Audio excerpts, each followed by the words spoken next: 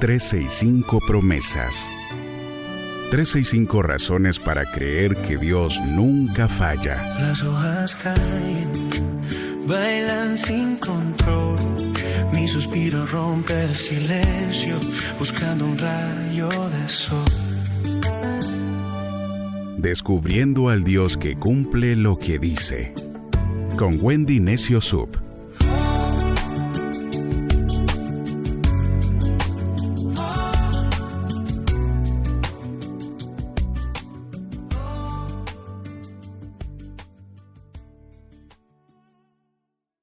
...16 de mayo, promesa 136... la verdad que rompe cadenas. El libro de Juan, capítulo 8, versos 31, 32 y 51... en la Nueva Traducción Viviente dice: Jesús le dijo a la gente que creyó en él: ustedes son verdaderamente mis discípulos. Si se mantienen fieles a mis enseñanzas, conocerán la verdad y la verdad los hará libres.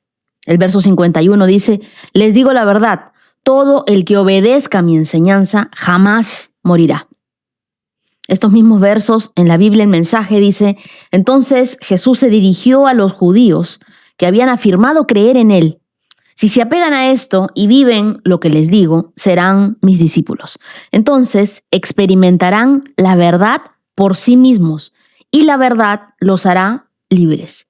Si practican lo que les digo, nunca tendrán que mirar a la muerte a la cara. Entonces, la verdad de Jesús no solo informa tu mente. Lo que hace la verdad de Jesús es liberar tu alma. Cuando tú permaneces en la palabra de Dios, las cadenas comienzan a romperse y se rompen desde adentro. Hay personas que saben muchísimo la Biblia, que siguen viviendo atadas al miedo, atadas a la ansiedad, atadas a relaciones que destruyen, a pensamientos de culpa que constantemente no se van de su mente, a hábitos secretos, a la necesidad de aprobación. Hay heridas que todavía siguen gobernando tus decisiones. Y eso revela que Jesús ya sabía cuando dijo estas palabras: escuchar la verdad no es lo mismo que vivirla. Ahora, Jesús pronuncia estas palabras en el atrio del templo de Jerusalén, el corazón religioso, político e incluso cultural del judaísmo. Él estaba rodeado de personas que acababan de decir que creen en él. Ojo que ellos no eran escépticos, tampoco eran sus enemigos declarados, eran creyentes, eran gente religiosa, gente que conocía las Escrituras. Y es a ellos, precisamente, a los que Jesús les lanza el desafío más exigente del capítulo. Y les dice: creer no es suficiente. Tú puedes asistir a una iglesia y seguir preso por dentro. Tú puedes levantar las manos en adoración y seguir atado a pensamientos que te destruyen en secreto. Entonces, el contexto cultural, además, tiene un peso enorme porque el pueblo judío vivía bajo ocupación romana. La libertad era el anhelo más profundo de toda la nación. Y cuando Jesús dice: la verdad los hará libres, los oyentes reaccionan, pero lo hacen con indignación. Nosotros nunca hemos sido esclavos de nadie. Ellos estaban pensando de cadenas externas, las cadenas del imperio. Y Jesús estaba hablando de las cadenas internas, de las cadenas del alma, lo que uno trae por dentro. Y aquí quiero hablarte de 3 palabras griegas que van a cambiar nuestra percepción de estos versos. La primera es meno, que significa permanecer, habitar, echar raíces, quedarse. No habla de visitas ocasionales a Dios. Meno habla de una vida construida alrededor de la verdad de Dios, de una vida apegado a la palabra de Dios. Eso es meno. La segunda palabra es aletheia. Aletheia es lo que no está oculto, lo que sale a la luz y sale sin disfraz. No es información correcta sobre Dios, es realidad, es algo sin filtro de quién eres, de quién es Dios y qué son realmente las cadenas que cargas. Y la tercera es ginosco, que significa una conciencia experiencial, algo íntimo, algo que no es intelectual. Jesús no prometió que tú acumularías datos sobre la verdad. No, lo que él prometió es que tú experimentarías la verdad, pero desde adentro. ¿Qué te quiero enseñar con esto? Que hay personas que viven en una casa con todas las puertas abiertas y aún así no salen. No porque estén encadenadas físicamente, sino porque en algún momento alguien los convenció que no podían salir, que no merecían salir o que de repente era demasiado tarde, que así eran las cosas. Y esa convicción invisible se convirtió en la cadena más real de todas, porque las cadenas que no se ven son las más difíciles de romper. Lo que me recuerda la historia sobre un elefante bebé que fue atado desde muy pequeño a una cadena gruesa clavada al suelo.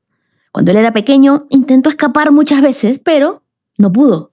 Jaló, luchó, se cansó, hasta que un día dejó de intentarlo. Pasaron los años, el elefante creció, se volvió enorme, mucho más fuerte que aquella cadena, pero seguía atado. Lo más impactante de esto es que no era la cadena, era la mentira que él había aprendido, porque en realidad podía irse cuando quiera. Con un solo movimiento podía romper lo que antes lo detenía, pero nunca volvió a intentarlo porque estaba convencido de que seguía siendo esclavo. Así viven muchas personas. No porque Satanás tenga realmente tanto poder sobre ellas, sino porque llevan años creyendo una mentira. Nunca voy a cambiar, siempre voy a ser así, nunca voy a salir de esta ansiedad, nunca voy a poder dejar este pecado, nunca voy a sanar, nunca voy a poder perdonar, nunca voy a poder ser libre. Pero Jesús no dijo, la verdad te dará información. Él dijo, la verdad te hará libre. Porque la verdad de Dios no solo rompe con cadenas externas, rompe las mentiras internas que te hicieron creer que tú estabas condenado a vivir atado para siempre. Y lo más fuerte de esto es que muchas veces la prisión ya está abierta, pero nosotros seguimos sentados adentro. El enemigo no necesita destruirte si logra convencerte de quedarte quieto, de que estás atado, de que no vas a poder moverte. Y eso es lo que hacen las cadenas emocionales y también las cadenas espirituales. Paralizan tu identidad. Hay personas que todavía viven atadas a palabras que alguien les dijo hace 20 años, a una traición, a un fracaso, a un diagnóstico, a una etiqueta. Pero Jesús vino a decir, eso ya no te define. Porque cuando tú permaneces en ese meno, en la verdad de Dios, tú empiezas a descubrir que la cadena era real, sí, pero ya no tiene autoridad sobre ti. Hoy Dios quiere hacerte volver a intentar, volver a creer, volver a caminar, volver a romper con lo que tú pensabas imposible, porque hay cadenas que no se rompen con fuerza humana, se rompen con la verdad de Jesús y finalmente reemplaza esa mentira que llevas años creyendo. Hay muchas cadenas que no empiezan afuera, empiezan con una mentira repetida durante años. Tú no vales, tú nunca cambiarás. Y algunos dirán, Dios ya se cansó de mí. Mira, siempre serás así. Pero cuando una mentira se repite lo suficiente, el alma deja de cuestionarla y empieza a construir su vida alrededor de la mentira como si fuera una verdad. Y eso es exactamente lo que la ateleia, la verdad de Jesús, vino a desmantelar. Él no discute con tus cadenas, Él las expone. Porque cuando tú enciendes una luz en un cuarto que llevaba años a oscuras, la oscuridad no pelea, la oscuridad no negocia, tampoco pierde más tiempo, simplemente cede. La verdad de Jesús opera igual. No mejora la mentira, simplemente la reemplaza. Y donde entra la verdad, lo que estaba atado comienza a soltarse. Jesús no dijo, serán libres si oyen la verdad. Él dijo, si se mantienen fieles a mis enseñanzas. El meno no es un momento, es una postura sostenida de la verdad de Dios, de esa libertad. Y es la diferencia entre una visita y una residencia. Y muchos tienen fe, pero una fe de visita. Llega cuando hay crisis, se va cuando la vida se vuelve a la normalidad. Y luego se preguntan, ¿por qué siguen cargando con las mismas cadenas? ¿Por qué siguen repitiendo los mismos patrones, los mismos miedos, las mismas voces internas que los limitan? Y la respuesta no es que Jesús no tenga poder, es que su verdad necesita tiempo y también permanencia para hacer lo que vino a hacer. Como la raíz de un árbol, tú no puedes verla crecer día a día, pero un día te das cuenta de que ya nada puede arrancarlo. Y así opera el meno, así opera la verdad en el alma de Jesús, silenciosa, profunda, pero también inamovible. Muchos creyentes conocen muchos versículos de la Biblia, pero pocos dejan que la Biblia los conozca a ellos. Y ahí hay una total diferencia. No es leer por leer, es dejar que Jesús reemplace todo lo que el mundo dice acerca de ti. Reemplace tu pasado, los miedos y todas las cosas que se dijeron acerca de ti. Entonces no basta con creer que la verdad existe. Tú tienes que habitar en ella para que te haga libre.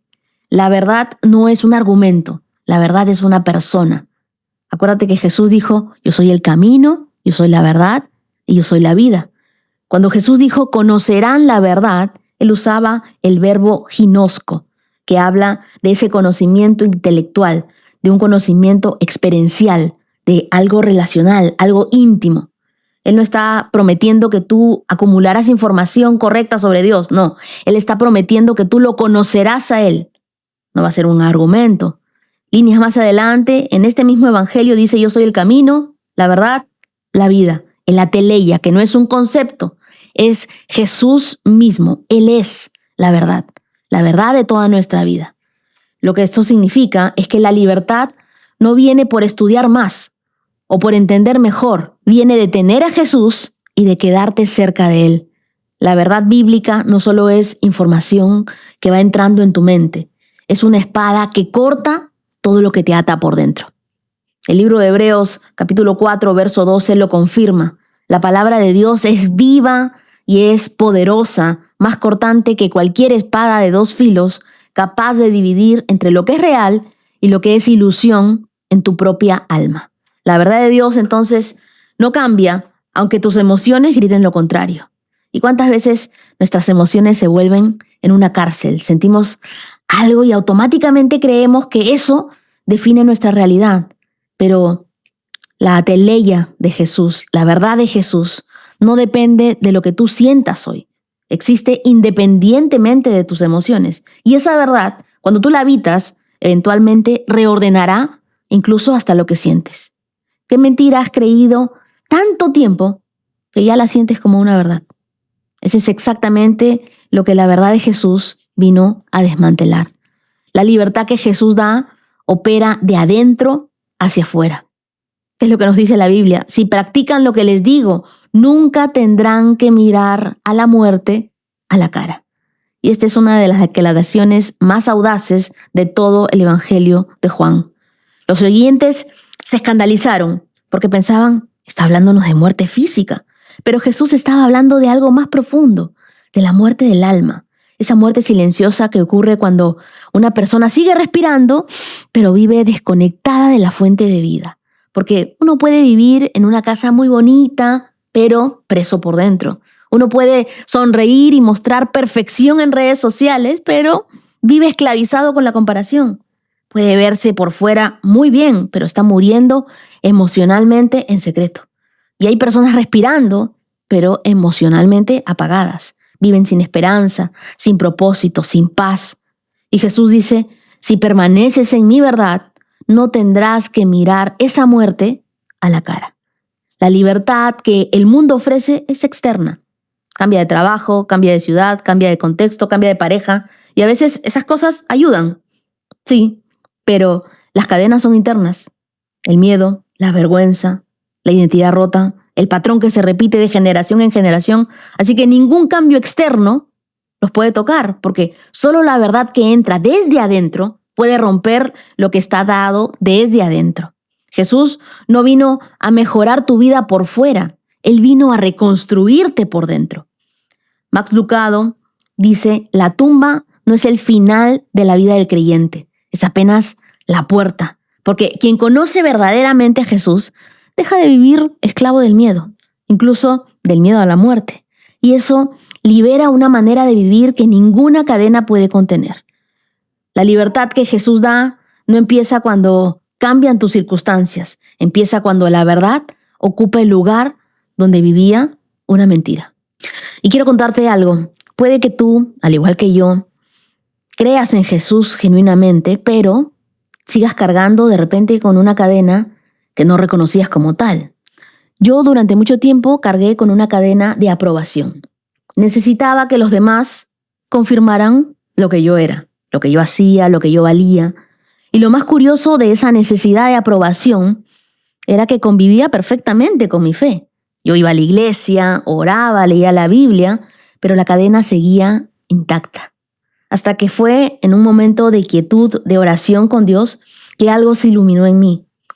No fue exactamente una voz audible, sino una sensación, algo por dentro, una convicción clara. La identidad que tú estás buscando, de repente en los demás, esa ya te la di yo. Y esa es tu verdad, tan simple pero tan poderosa. Fue un cambio radical. Yo dije y sentí claramente que Dios me decía, no necesitas que la gente te apruebe. Con que tú te sepas aprobada y amada por mí es suficiente. Ese día algo se rompió en mí y fue de golpe, fue capa a capa. Yo creo que así opera la verdad de Dios. Hace un tiempo una mujer me escribió y me dijo, Wendy, yo llevo años en la iglesia, pero sigo presa de ansiedad. He orado, he ayunado, sirvo, pero vivo en secreto aterrada. Me dijo, necesito no solamente leer la Biblia, sino necesito conocer al Dios de la Biblia, que ese Dios se me revele con su verdad y que reemplace todas las mentiras que me he creído durante toda mi vida. Y yo creo que muchas cadenas no empiezan en lo que vivimos, empiezan en lo que nosotros creemos sobre nosotros mismos después de haberlos vivido. Y Jesús no solamente perdona pecadores, Él también rompe las cadenas que te han estado atando durante años. Así que pregúntate, ¿qué mentira tú has estado creyendo durante mucho tiempo que ya la sientes como verdad? ¿Qué cadena sigues cargando aunque llevas tiempo creyendo en Dios?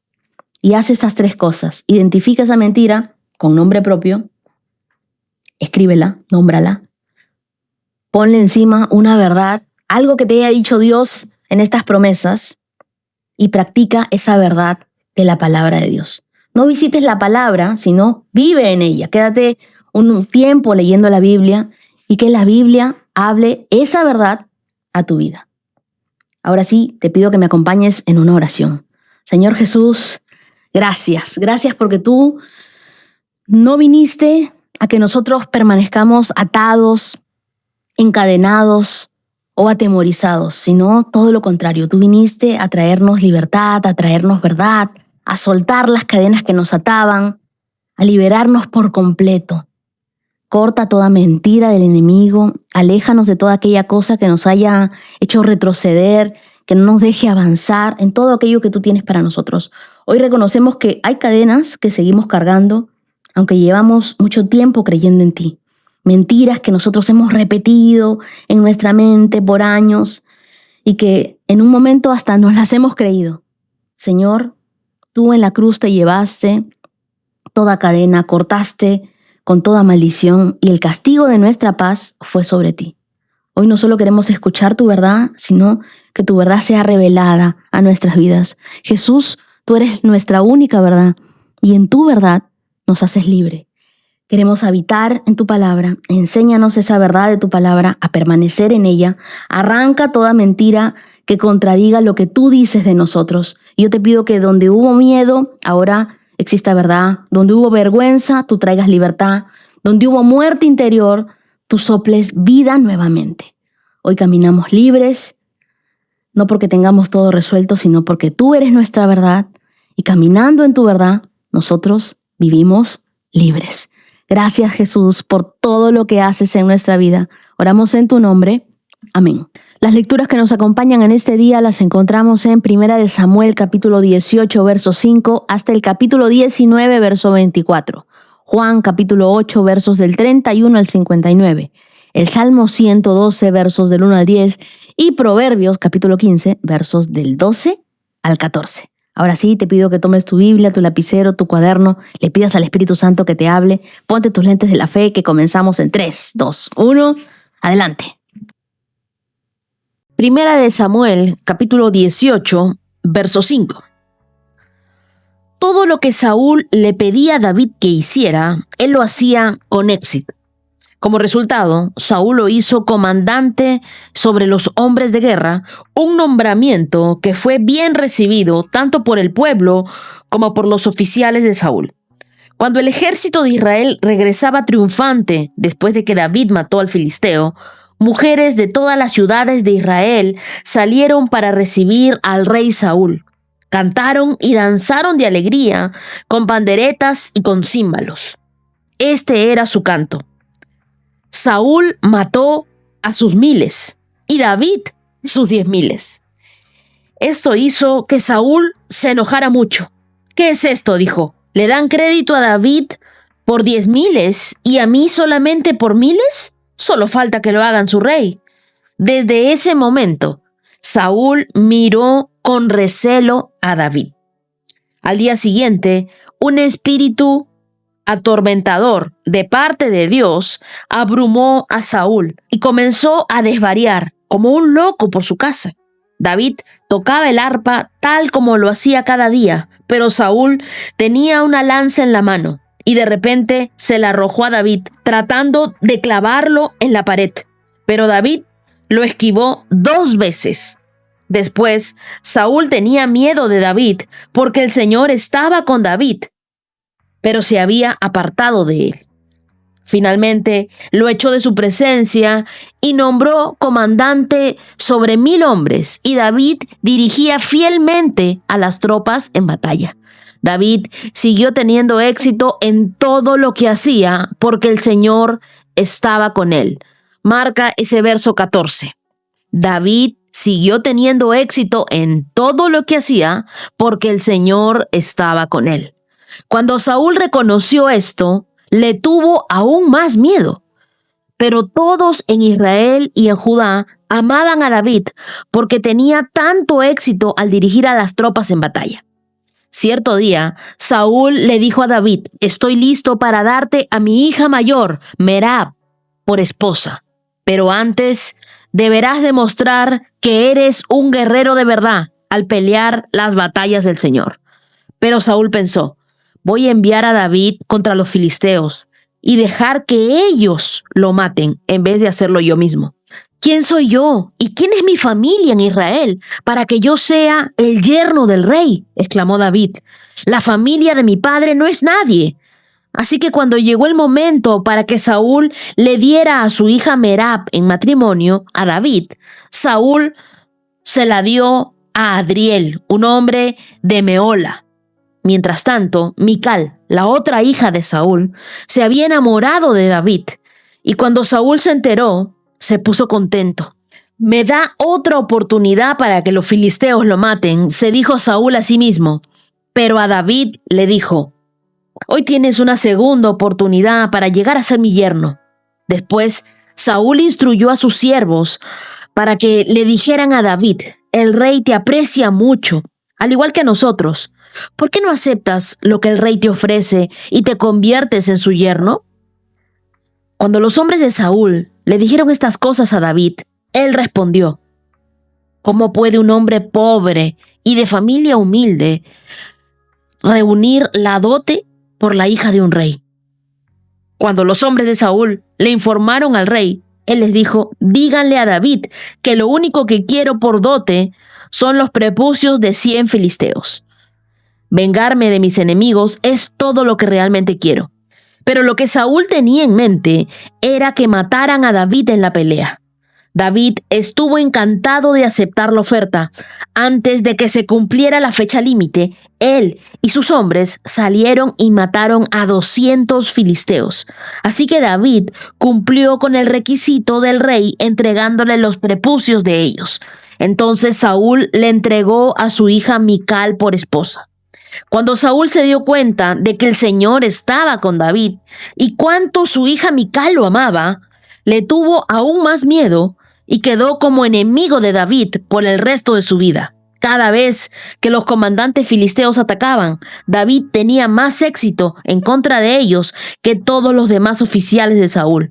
Por eso el nombre de David llegó a ser muy famoso. Primera de Samuel, capítulo 19. Saúl les dijo a sus siervos y a su hijo Jonatán que asesinaran a David. Pero Jonatán, debido a su profundo cariño por David, le contó acerca de los planes de su padre. Mañana por la mañana, lo previno, deberás encontrar un lugar donde esconderte en el campo.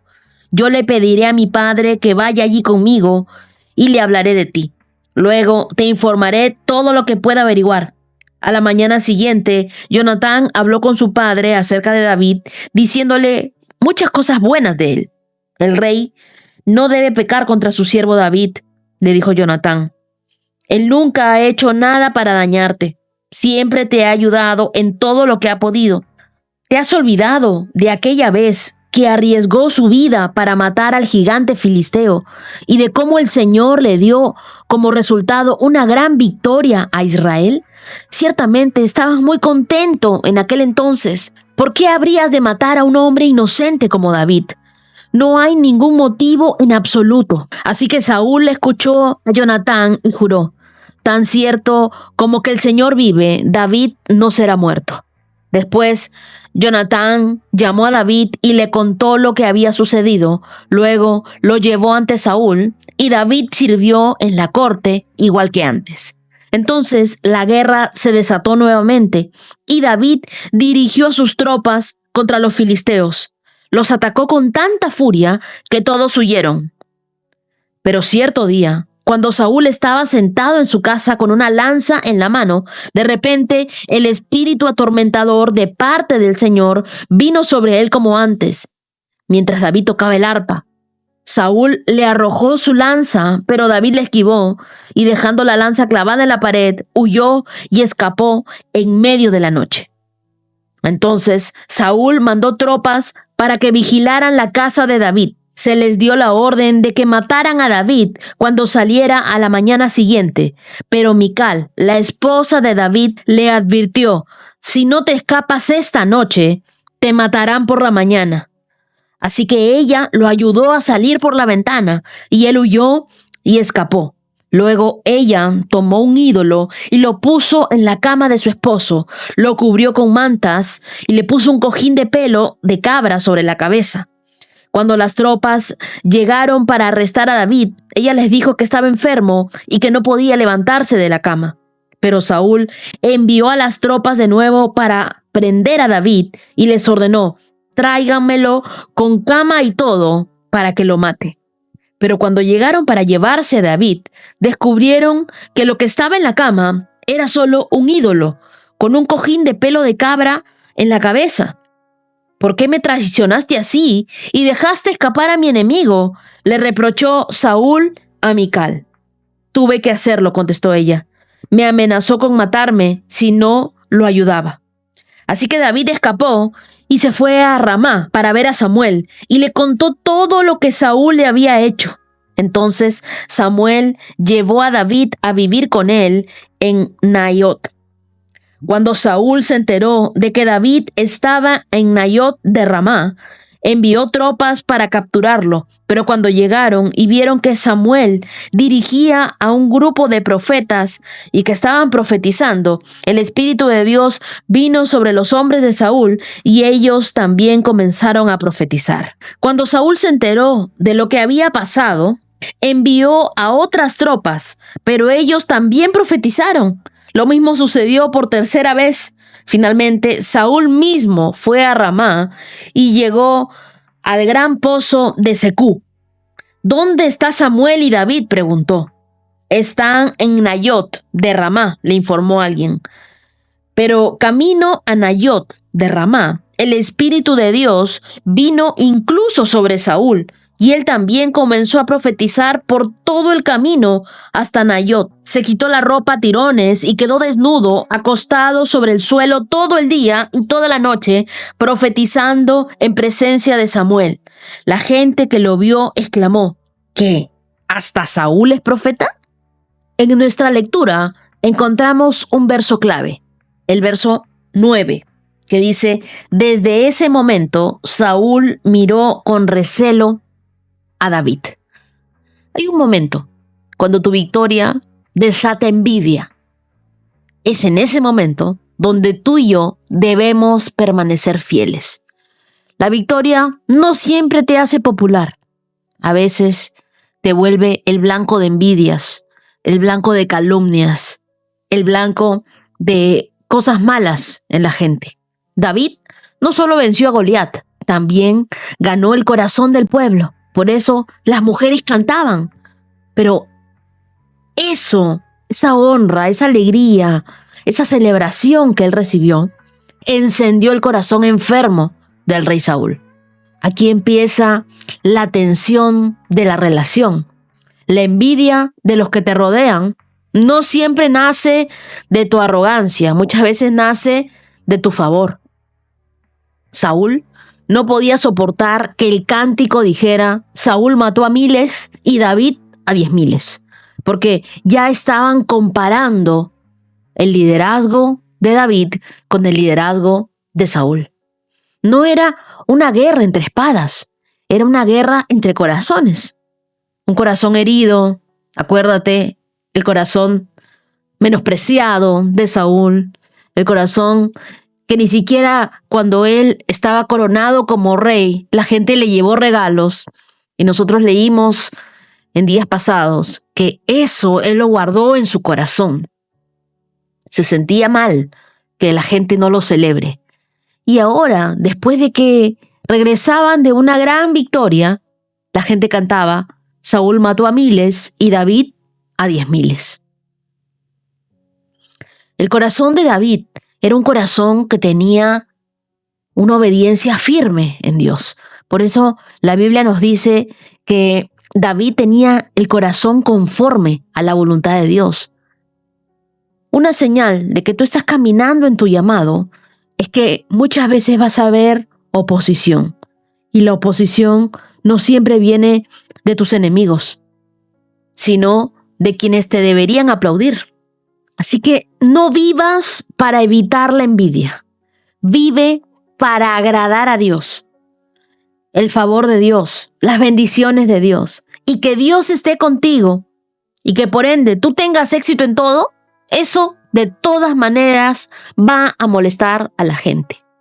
Pero que no te importe. Tú también tienes la protección de Dios. El favor de Dios trae ataques de la gente, y muchas veces ataques de la gente envidiosa. Pero ese no es tu problema. Tú continúa con Dios y todo lo que hagas tendrá éxito. Por eso te hice resaltar el verso 14. David siguió teniendo éxito en todo lo que hacía porque el Señor estaba con él. Cuando tú estás con Dios y Dios está contigo, te va bien, tienes éxito. Su favor te acompaña. Así que no te impacientes porque hasta ahora tú dices: no, pero esta promesa todavía no se cumple. Pero tú estás con Dios. Estás pasando tiempo con Dios. Permaneces en tu comunión con Dios. Tu amistad con Dios está mejor que nunca. Prepárate, porque van a venir las bendiciones sobre tu vida, pero también va a venir la envidia. Mucha gente va a envidiar lo que tú tienes. Va a envidiar las bendiciones de Dios sobre ti. Pero que eso no apague tu relación con Dios. Que la envidia de la gente no apague la luz que Dios ha puesto en ti. Deja que sea Dios el que mire las envidias de la gente, las palabras de la gente, y deja que sea Dios el que juzgue. Por eso leamos el verso siguiente, el verso 10 de 1 Samuel 18. Mira lo que dice. Al día siguiente, un espíritu atormentador de parte de Dios abrumó a Saúl y comenzó a desvariar como loco en su casa. ¿Qué sucedió? El espíritu maligno, el espíritu atormentador de parte de Dios atacó a Saúl. Esto no significa que Dios envió maldad, no, sino que retiró su presencia. Y una vez que se retira la presencia de Dios de una vida, esa vida se queda vacía. Y con esa vida vacía, la perturbación espiritual creció. David tocaba el arpa para aliviarlo, y aún así, Saúl intentó matarlo. ¿Te ha pasado a ti que haces el bien y te pagan con un dardo? No eres el problema. Es la guerra espiritual detrás del corazón ajeno. Quiero decirte, cuando tú enfrentes ambientes tóxicos, no respondas con confrontación. Responde con la presencia de Dios. Ora, adora. Muchas veces en silencio, muchas veces dentro de ti. El Espíritu Santo hace lo que tus palabras no pueden. ¿Tú te imaginas lo atormentado que debe haberse sentido Saúl? Lo difícil que debe haber sido estar en una habitación con una persona así de atormentada por un espíritu maligno. Recuerda lo que hizo David. Él estaba adorando con su arpa. El día de hoy no tenemos arpa, pero tenemos adoración, tenemos canciones, tenemos oración, tenemos la Biblia. Cuando tú sientas esa opresión, cuando tú sientas que incluso me escribía una persona y me decía, tengo miedo, pero aún así he vuelto a escuchar la palabra, porque comencé a tener pesadillas y sentía que muchas cosas se venían en mi contra. Cuando esas cosas suceden, cuando esas opresiones vienen sobre tu vida, es cuando más cerca de Dios tienes que estar. El enemigo quiere que tú te alejes, quiere que dejes tu comunión con Dios, pero tú tienes que acercarte, tienes que adorar, tienes que buscar a Dios, tienes que llenar tu casa de la presencia de Dios, porque cuando tú estás lleno de la presencia de Dios, no puede haber nada en tu contra. Si sientes alguna perturbación, algún fastidio, tienes alguna pesadilla, algo que no te deja, adora, ora, escucha, lee la Biblia. Recuerda que tú estás lleno del Espíritu Santo. No hay nada que temer. Y cuando Saúl intenta matar a David, en 1 Samuel, en los versos del 1 al 7, es Jonatán quien aboga por David delante de su padre. Y aunque Saúl promete no matarlo, pronto romperá su palabra. La amistad es muy importante, por eso valora a quienes Dios pone en tu camino como aliados espirituales, como puentes, conexiones divinas. Ese era Jonatán para David, alguien que lo cuidaba, alguien que le avisaba. Esas amistades espirituales son a menudo los puentes que nos sostienen en los momentos difíciles. Por eso yo también quiero darle las gracias a todos aquellos que se unen para hacer esta lectura, este estudio de la Biblia, este tiempo devocional entre amigos. Yo oro para que tengamos amigos como Jonatán, amigos que nos cubran las espaldas, amigos que nos amen como a ellos mismos, amigos que estén en los momentos difíciles, aun cuando la familia está en nuestra contra. Mical amaba a David, nos dice la Biblia, pero también le temía a su padre. Y cuando Saúl planea matar a David, ella lo ayuda a escapar. Y eso lo vemos en los versos del 11 al 17. Es ahí cuando la lealtad de Mical fue puesta a prueba. Este momento revela algo poderoso. Cuando tú estás en el centro de la voluntad de Dios, hasta quienes dudaban de ti pueden convertirse en parte de tu escape. Hay personas que no entienden por qué te protegen, por qué te bendicen o por qué te ayudan, pero lo hacen porque hay una mano mayor obrando sobre ti. Es la mano de Dios. Y por último, quiero mostrarte que el Espíritu de Dios interrumpe los planes del hombre. Porque cuando Saúl manda a hombres a capturar a David en Ramá, es lo que nos dice 1 Samuel 19:20, cada grupo es interrumpido por el Espíritu de Dios que los hace profetizar. Finalmente, el mismo Saúl se cansa y va. Y también él termina profetizando. Y es que Dios no solo defiende a sus hijos, Él desarma a sus enemigos sin necesidad de usar violencia.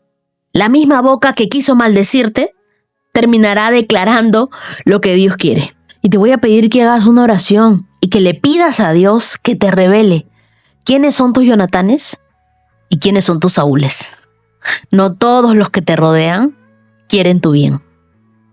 A algunos les va a doler lo que Dios les muestre, pero Dios se va a encargar de mostrarte quién es cada persona. Ora conmigo y dile: Señor, gracias, porque cuando la envidia se levanta, tú te haces presente.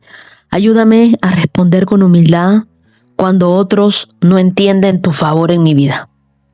Dame discernimiento para identificar a quienes me edifican y sabiduría para no pelear batallas que tú ya ganaste para mí. Protégeme como protegiste a David, y si me toca huir, que no sea por miedo, sino por obediencia.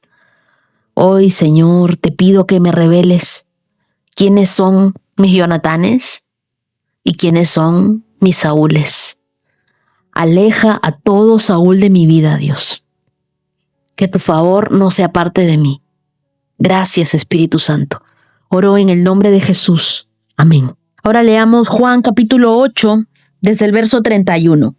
Jesús le dijo a la gente que creyó en él: ustedes son verdaderamente mis discípulos si se mantienen fieles a mis enseñanzas y conocerán la verdad, y la verdad los hará libres. Marquen ese verso 31. Nosotros somos descendientes de Abraham, le respondieron. Nunca hemos sido esclavos de nadie. ¿Qué quieres decir con los hará libres? Jesús contestó: les digo la verdad, todo el que comete pecado es esclavo del pecado. Voy a repetirlo para que todos lo entendamos. Todo el que comete pecado es esclavo del pecado. Un esclavo no es un miembro permanente de la familia, pero un hijo sí forma parte de la familia para siempre. Así que si el Hijo los hace libres, ustedes son verdaderamente libres. Claro que me doy cuenta de que son descendientes de Abraham. Aún así, algunos de ustedes procuran matarme porque no tienen lugar para mi mensaje en su corazón. Yo les cuento lo que vi y cuando estaba con mi padre, pero ustedes siguen en el consejo de su padre. Nuestro padre es Abraham, declararon. No, respondió Jesús, pues si realmente fueran hijos de Abraham, seguirían su ejemplo. En cambio, procuran matarme porque les digo la verdad, la cual oí de Dios. Abraham nunca hizo algo así. No, ustedes imitan a su verdadero padre. Nosotros no somos hijos ilegítimos, respondieron. Dios mismo es nuestro verdadero padre.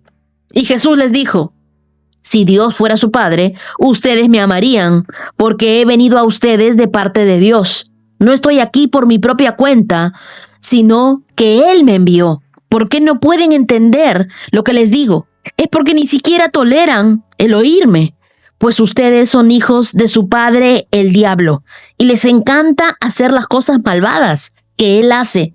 Él ha sido asesino desde el principio y siempre ha odiado la verdad, porque en él no hay verdad.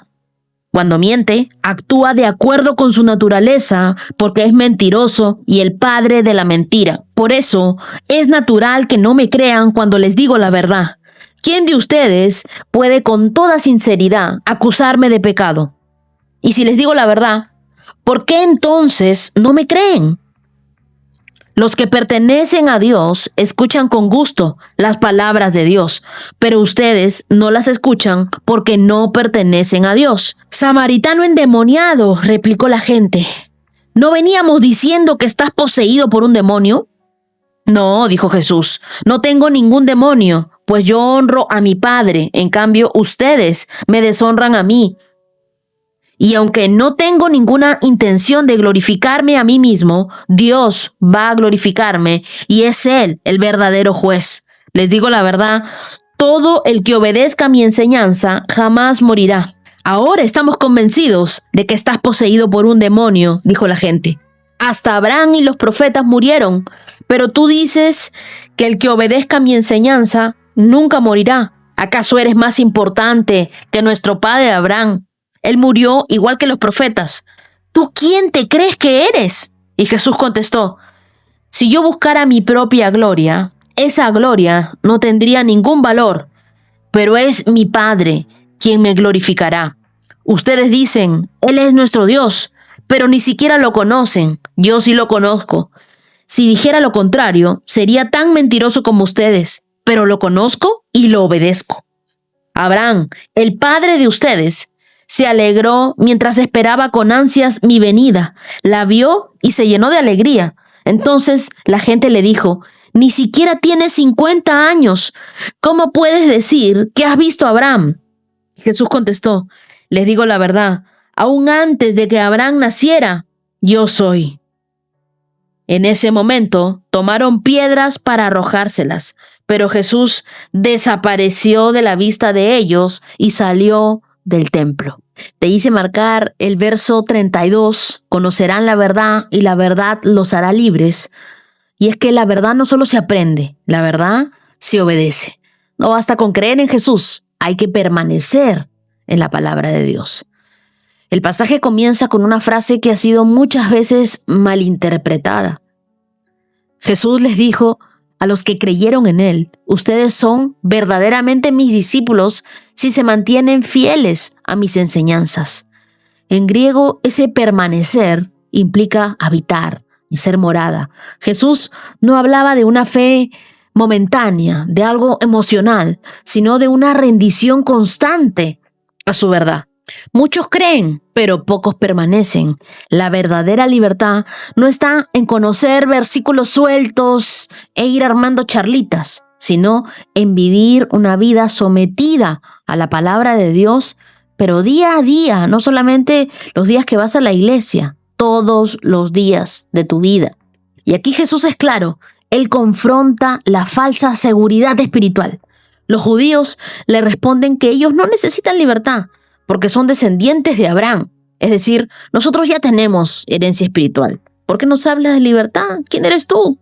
Es más, se atreven a decirle: ¿quién te has creído tú que eres? Pero Jesús no estaba hablando de esclavitud política, sino de esclavitud espiritual. Todo el que peca es esclavo del pecado. En la mentalidad judía, el linaje de Abraham aseguraba el favor divino. Pero Jesús vino a decirles que el reino no se hereda por sangre, sino por fe. Tu apellido no te salva. Tu herencia religiosa no libera. Solo el Hijo de Dios puede hacerlo. Solo Jesús. Y me encanta cómo Jesús los confronta. No suaviza la verdad. Les dice la verdad en su cara, en el verso 44. Pues ustedes son hijos de su padre, el diablo, y les encanta hacer las cosas malvadas que él hace. ¿Por qué una declaración tan radical? Porque la evidencia de la paternidad espiritual no es lo que uno dice, sino lo que uno practica. Tú no puedes llamar padre a Dios si estás obedeciendo al enemigo o si estás durmiendo con el enemigo. Jesús desenmascara las obras de ellos y las actitudes que revelan una naturaleza rebelde. Ellos no estaban en la luz, sino en la mentira, y Satanás es el padre de la mentira. Pregúntate hoy con sinceridad: ¿yo estoy viviendo como un hijo de Dios o como alguien que solo repite palabras religiosas pero no lleva una comunión con Dios? Lo que practicas revela quién gobierna tu interior. Si tú practicas la mentira, ya sabes de quién eres hijo, de quién eres hija. Pero la Biblia dice algo esperanzador: conoceremos la verdad y la verdad nos hará libres.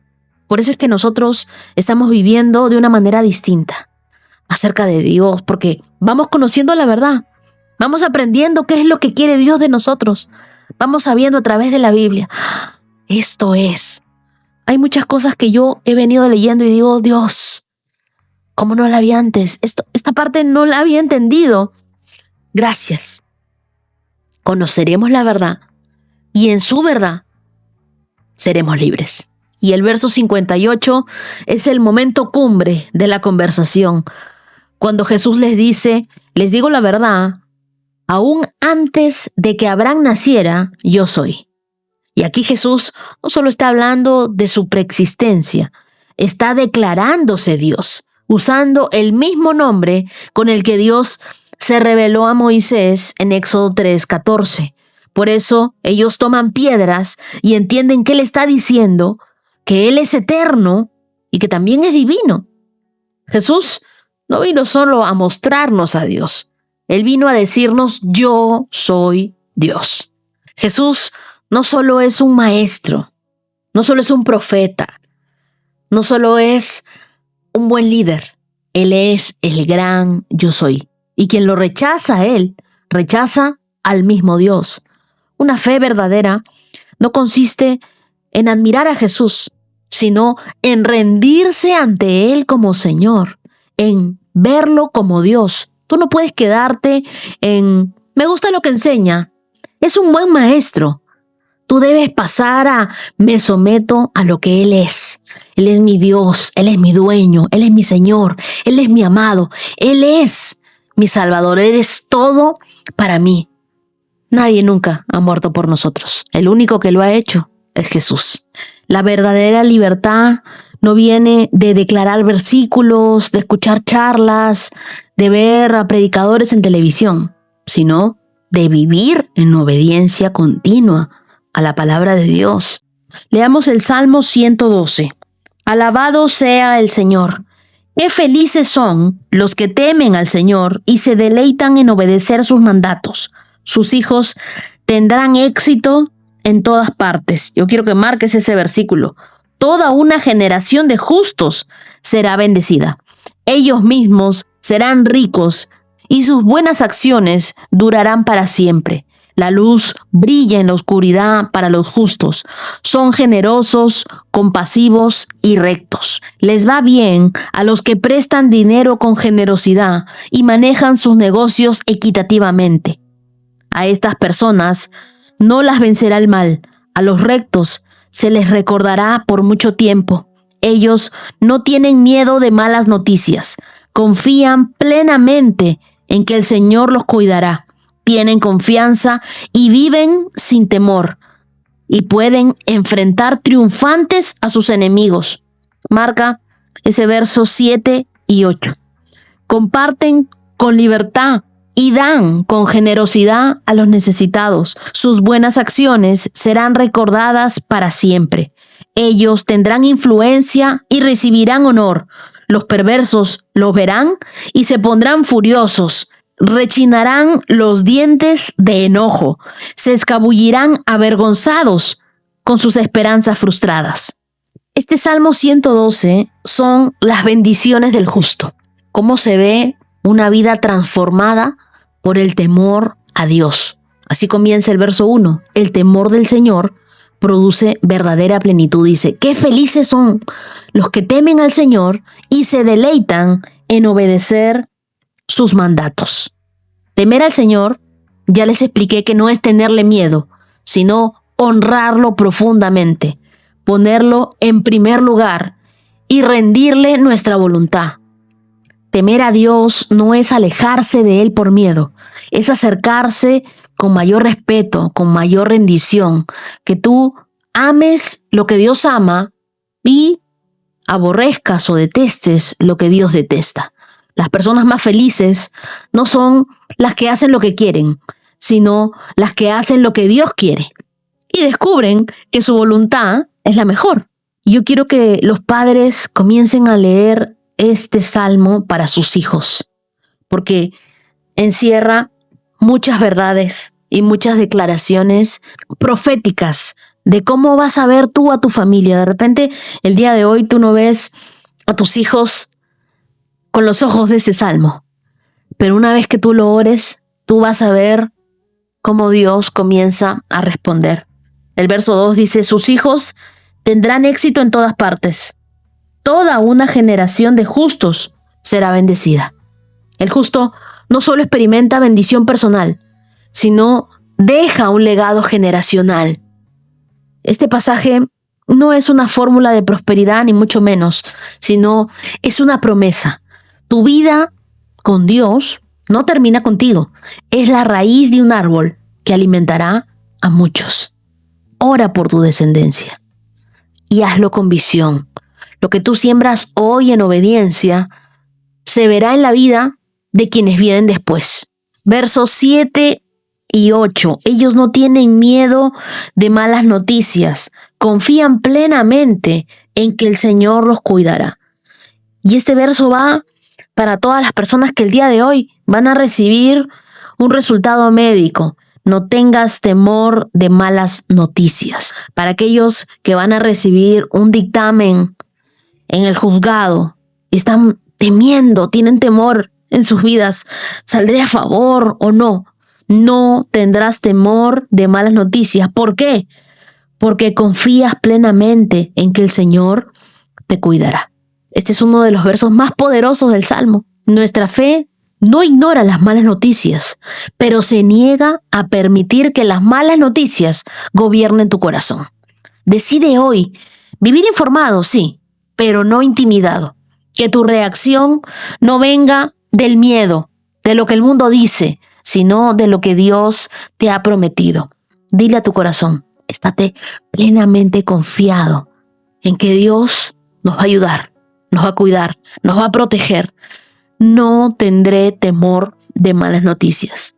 Verso 8 dice, tienen confianza y viven sin temor y pueden enfrentar triunfantes a sus enemigos. El Salmo termina con el verso 10. Los perversos lo verán y se pondrán furiosos. Rechinarán los dientes de enojo. Se escabullirán avergonzados con sus esperanzas frustradas. Ese es el contraste del malvado. Cuando tú vives con propósito, en obediencia a Dios, con gozo, eso incomoda a quienes resisten a Dios. Pero tú no estás compitiendo con ellos. Estás siguiendo a aquel que te llamó. No temas la envidia del impío. Siembra en paz y Dios se encargará de la cosecha. Ahora leamos Proverbios 15, versos del 12 al 14. Los burlones odian ser corregidos, por eso se alejan de los sabios. El corazón contento alegra el rostro. El corazón quebrantado destruye el espíritu. El sabio tiene hambre de conocimiento, mientras que el necio se alimenta de basura. En el verso 12 leemos que a los burlones no les gusta que los corrijan. Jamás piden consejo a los sabios. Y este proverbio nos presenta una verdad poderosa. El orgullo es el mayor enemigo del crecimiento. La palabra burlones se refiere a personas altivas, que desprecian la verdad, que se sienten autosuficientes. La persona que no soporta ser corregida está limitando su propio futuro. En la cultura hebrea, los sabios eran aquellos que temían al Señor y caminaban en obediencia. Rechazar su consejo no era solo rechazar una opinión, sino resistir la voz de Dios. ¿Tú tienes a alguien en tu vida que pueda decirte la verdad, aunque duela? Si no lo tienes, estás en peligro. Dios muchas veces te habla a través de alguien que tú preferirías ignorar. Luego el verso 13 nos dice que el corazón contento alegra el rostro, mientras que el corazón quebrantado destruye el espíritu. Aquí también encontramos una verdad. El estado del corazón afecta toda tu vida. Si tú tienes ese gozo genuino que no viene del exterior, sino de lo que Dios ha hecho dentro de ti, la alegría no es una emoción, es la evidencia de que hay plenitud en tu interior, de que dentro de tu corazón tienes a Jesús. Y cuando la Biblia se refiere a un corazón quebrantado que destruye el espíritu, es un corazón dolido. También va a entristecer tu ánimo y eso va a debilitar tu voluntad. Hay personas que parecen estar bien por fuera, pero viven con una tristeza constante por dentro. El gozo del Señor es más que sonreír, es saber que incluso con lágrimas, incluso en este momento difícil que estás viviendo, hay esperanza. La Biblia nos dice en el verso 14 que el sabio tiene hambre de conocimiento. Por eso que todos los que estamos aquí leyendo la Biblia somos sabios, porque tenemos hambre de conocer más de Dios.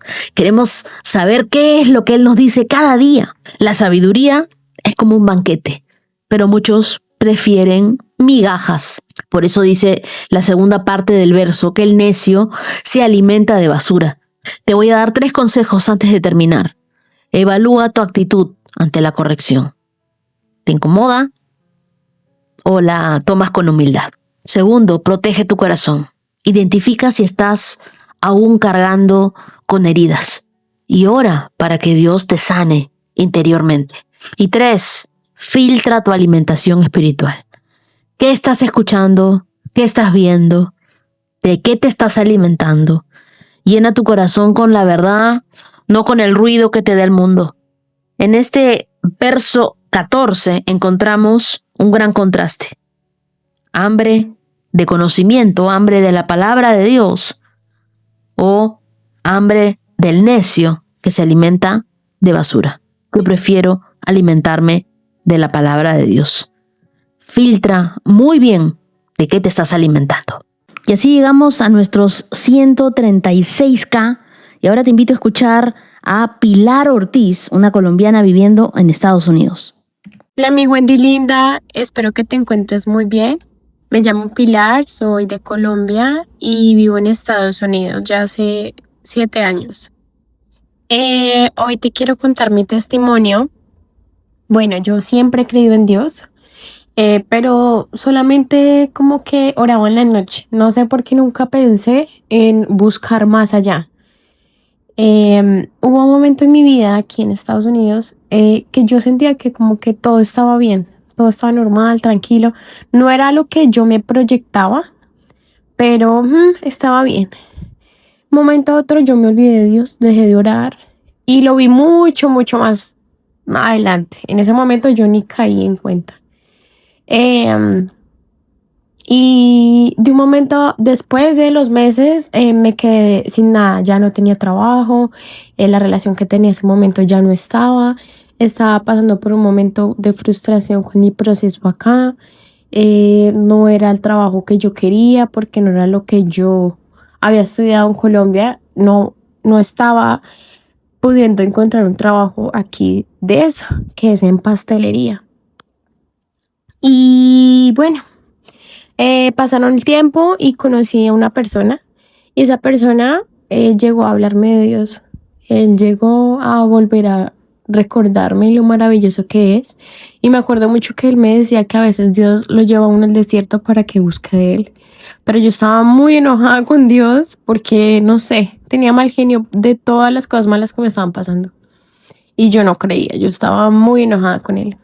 Recuerdo que un momento que mi pareja tenía que pagar la cuota del carro, el seguro y muchas cosas y había pasado un momento difícil con dinero y no tenía el dinero y él estaba muy tranquilo y él me decía a mí, mira, tú no sabes de qué manera ora Dios, cosas mejor dicho extraordinarias, él me va a sacar de esta y yo súper ingenua, ay sí, claro, en serio. Wendy, el mismo día que tocaba pagar el carro, apareció un amigo y que él le compraba el carro y le daba todo el dinero. Y bueno, pudimos pagar eso, nos quedamos en carro, pero teníamos el mío que era viejito, pero igual funcionaba. Recuerdo también otra vez que estábamos comprando la comida de nuestros gatos y estábamos en la fila y revisando nuestra cuenta de banco, no teníamos dinero, no me habían pagado hace como 2 semanas, estaba teniendo problemas con eso. Y ya a pocas personas de llegar a la caja, volví a chequear y ya me habían pagado y pudimos comprar la comida de nuestras mascotas. O sea, yo me pongo a pensar de verdad todas las cosas grandiosas que ha hecho Dios en mi vida y son innumerables. Después de todo eso, yo comencé a buscar de Dios, a pedirle perdón por mi enojo, por que me había perdido, porque me había apartado de él. Y Wendy, después de un tiempo comenzaron a pasar cosas extraordinarias. Dios me dio el trabajo que yo tanto le pedí. Pastelería, ahora estoy en mi emprendimiento y poco a poco Él me ha dado mis clientes, me ha dado un trabajo con un muy buen pago, un muy buen horario.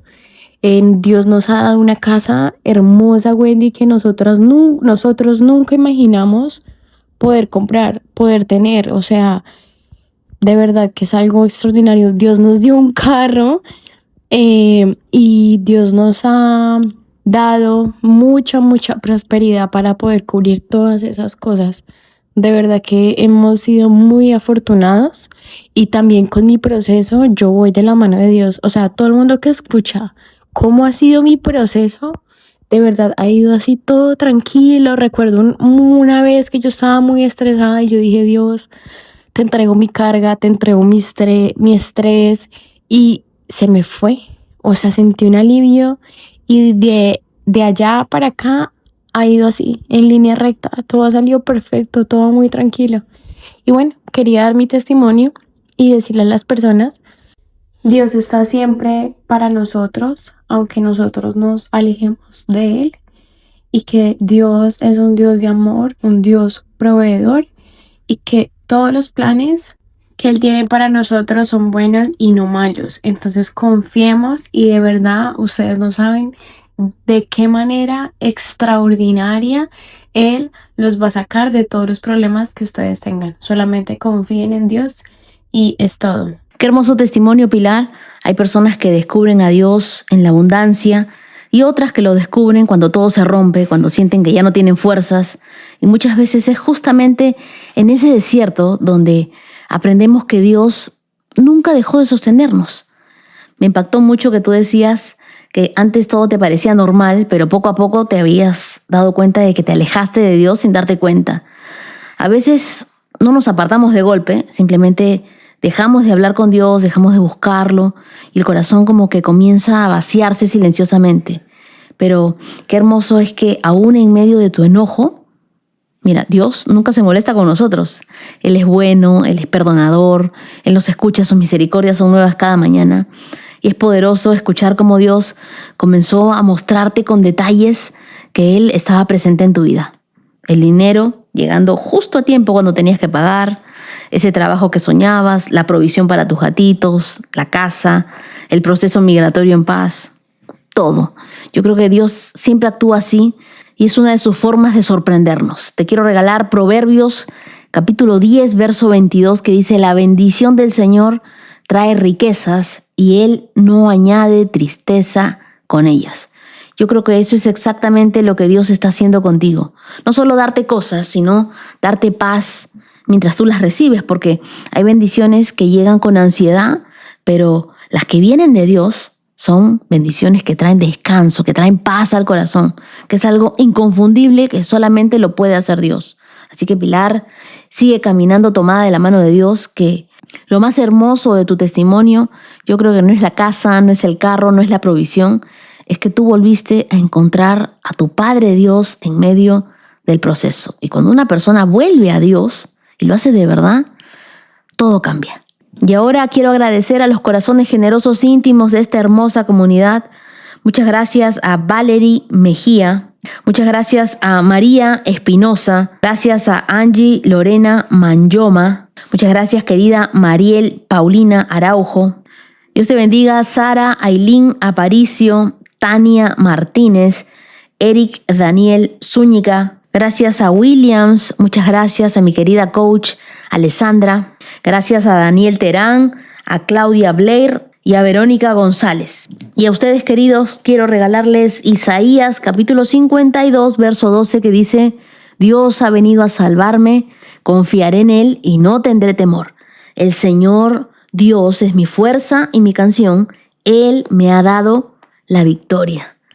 Este verso es totalmente completo porque la salvación viene de Dios, el temor se va cada vez que nosotros tenemos confianza en Él y sobre todo Él es nuestra fuerza y nos da la victoria. Y eso es lo que le pido al Señor para ustedes, siempre que caminen de victoria en victoria. Y quiero que sepan también que ustedes están en mis oraciones. Muchas gracias, querida comunidad, por acompañarme hasta aquí. Nos vemos el día de mañana con más de la palabra de Dios. Que tengan un día lleno de misericordia, de gracia y sobre todo de paz. Bendiciones. Has escuchado 365 Promesas. Síguenos en Facebook e Instagram, @Wendy Necio Sub. Hasta la próxima. Bailan sin control, mi suspiro rompe el silencio, buscando un rayo de sol. Promesa, promesa, promesa que salva. Oh, promesa, promesa, promesa que guía. Promesa, promesa plena en ti.